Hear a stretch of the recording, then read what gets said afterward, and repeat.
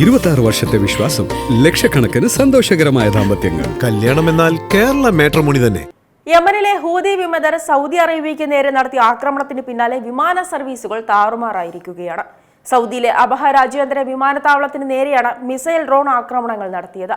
ഇതിന് പിന്നാലെ UAE-യിൽ നിന്നുള്ള വിമാന സർവീസുകൾ അടക്കം റദ്ദാക്കി. ആയിരക്കണക്കിന് യാത്രക്കാരാണ് ഇതോടെ വെട്ടിലായത്. സൗദിയിലുടനീളം 154 സർവീസുകൾ റദ്ദാക്കുകയും 189 സർവീസുകൾ വൈകുകയും ചെയ്തു. റിയാദിലെ കിങ് ഖാലിദ് ഇന്റർനാഷണലാണ് സർവീസ് റദ്ദാക്കൽ വഴി ഏറ്റവും കൂടുതൽ നഷ്ടം നേരിട്ട വിമാനത്താവളം. സൗദിയെയാണ് ഏറ്റവും കൂടുതൽ നഷ്ടം നേരിട്ട എയർലൈൻ. സൗദിയയുടെ 134 എയർലൈനുകളാണ് റദ്ദാക്കിയത്.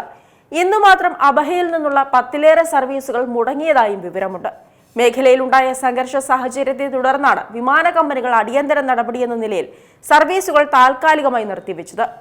Flynas, Qatar Airways, Air France എന്നീ വിമാന കമ്പനികളുടെ സർവീസുകളും തടസ്സപ്പെട്ടിട്ടുണ്ട്. റിയാദിലെ കിങ് ഖാലിദ് വിമാനത്താവളത്തിൽ 88 വിമാനങ്ങൾ വൈകുകയും 42 സർവീസുകൾ റദ്ദാക്കുകയും ചെയ്തു. ജിദ്ദയിലെ കിങ് അബ്ദുൾ അസീസിലും 78 വിമാനങ്ങൾ വൈകുകയും 35 സർവീസുകൾ റദ്ദാക്കുകയും ചെയ്തിട്ടുണ്ട്. അതേസമയം സന അന്താരാഷ്ട്ര വിമാനത്താവളത്തിന്റെ റൺവേയിൽ നടന്ന ആക്രമണത്തിന് പിന്നാലെ യമനിൽ സംഘർഷം രൂക്ഷമായിരുന്നു. ഇറാനിയൻ വിമാനം ലാൻഡിംഗ് തടയുന്നതിനായാണ് ആക്രമണം നടത്തിയതെന്ന് യമൻ സർക്കാർ അറിയിച്ചു. അതേസമയം ഇറാൻ പിന്തുണയുള്ള ഹൂതികൾ നടത്തിയ ആക്രമണത്തിൽ സൗദി അറേബ്യ അമർഷം രേഖപ്പെടുത്തിയിരുന്നു. ഇതിന് മറുപടിയായി സൗദി അറേബ്യയിലെ അബഹ അന്താരാഷ്ട്ര വിമാനത്താവളം ലക്ഷ്യമിട്ട് മിസൈലുകളും ഡ്രോണുകളും വിക്ഷേപിച്ചതായി ഹൂതി വിമതർ പിന്നീട് പ്രഖ്യാപിച്ചു.